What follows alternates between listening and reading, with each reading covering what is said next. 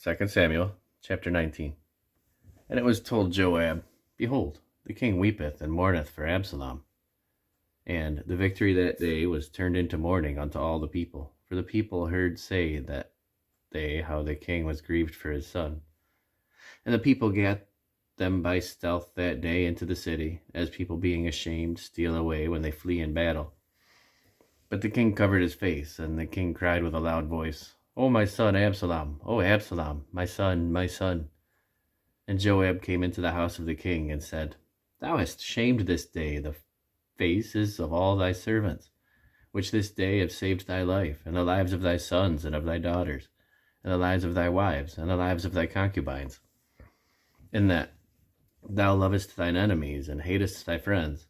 For thou hast declared this day that thou regardest neither princes nor servants. For this day I perceive that if Absalom had lived, and all we had died this day, then it had pleased thee well. Now therefore arise, go forth, and speak comfortably unto thy servants. For I swear by the Lord, if thou go not forth, thou wilt not tarry one with thee this night, and that will be worse unto thee than all the evil that befell thee from thy youth until now. Then the king arose, and sat in the gate. And they told all the people, saying, Behold, the king doth sit in the gate. And all the people came before the king. For Israel had fled every man to his tent.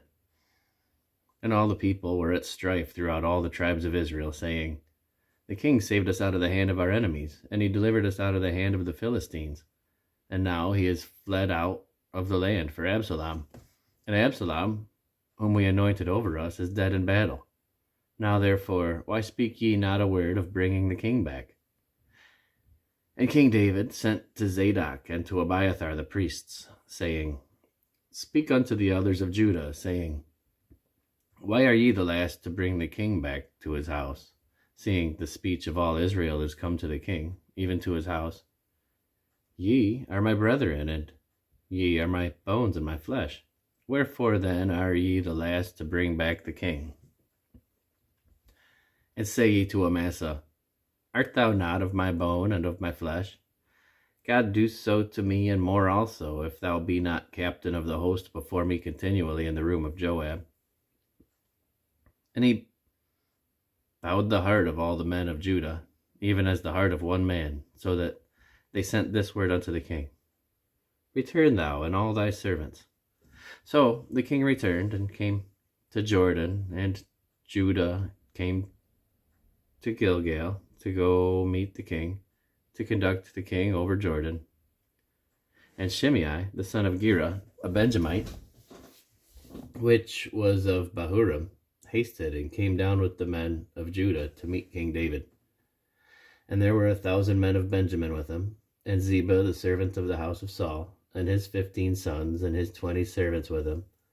And they went over Jordan before the king. And there went over a ferry boat to carry over the king's household, and to do what he thought good.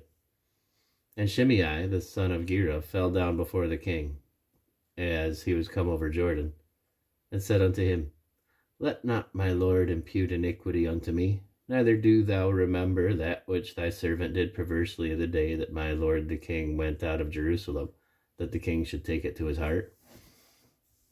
For thy servant doth know that I have sinned.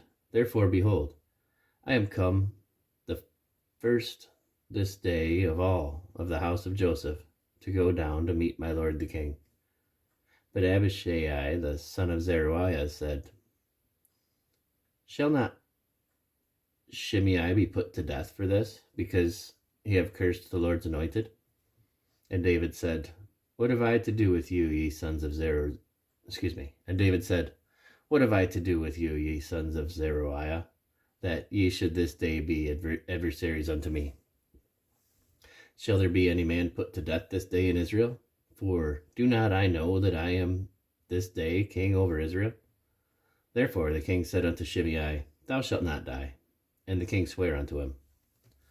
And Mephibosheth, the son of Saul, came down to meet the king, and had neither dressed his feet, nor trimmed his beard, nor washed his clothes, from the day the king departed until the day from the day the king departed until the day he came again in peace. And it came to pass, when he was come to Jerusalem to meet the king, that the king said unto him, Wherefore wentest thou not with me, Mephibosheth?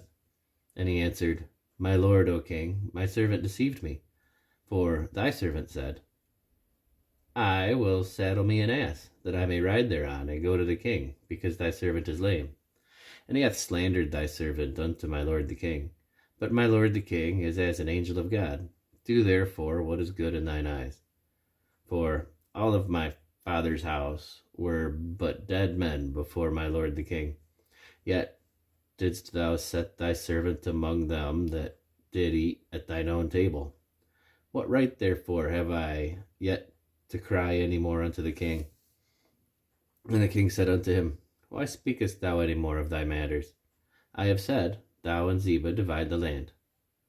And Mephibosheth said unto the king, Yea, let him take it all, for as much as my lord the king is come again in peace unto his own house. And Barzillai the Gileadite came down from Rogelim, and went over Jordan with the king, to conduct him over Jordan. Now Barzillai was a very aged man, even 80 years old, and he had provided the king of sustenance while he lay at Mahanaim, for he was a very great man. And the king said unto Barzillai, Come thou over with me, and I will feed thee with me in Jerusalem. And Barzillai said unto the king, How long have I to live, that I should go up with the king unto Jerusalem? I am this day 80 years old, and can I discern between good and evil? Can thy servant taste what I eat or what I drink? Can I hear any more the voice of singing men and singing women? Wherefore then should thy servant be yet a burden unto my lord the king? Thy servant will go a little way over Thy servant will go a little way over Jordan with the king. And why should the king recompense it me with such a reward? Let thy servant, I pray thee, turn back again, that I may die in mine own city, and be buried by the grave of my father and of my mother. But behold thy servant, Kimham, let him go over with my lord the king, and do to him what shall seem good unto thee. And the king answered, Kimham shall go over with me, and I will do to him that which seem good unto thee. And whatsoever thou shalt require of me, that will I do for thee. And all the people went over Jordan. And when the king was come over, the king kissed Barzillai, and blessed him, and he returned unto his own house. Then the king went on to Gilgal, and Kimham went on with him. And all the people of Judah conducted the king, and also half the people of Israel. And behold, all the men of Israel came to the king, and said unto the king, Why have our brethren the men of Judah stolen thee away, and have brought the king and his household, and all David's men with him, over Jordan? And all the men of Judah answered the men of Israel, Because the king is And all the men of Judah answered the men of Israel, Because the king is near of kin to us. Wherefore then be ye angry for this matter? Have we eaten at all of the king's at the king's cost? Or hath he given us any gift? And the men of Israel answered the men of Judah, and said, We have 10 parts in the king, and we have also more right in David than ye. Why then did ye despise us, that our advice should not be first had in bringing back our king? And the words of the men of Judah were fiercer than the words of the men of Israel.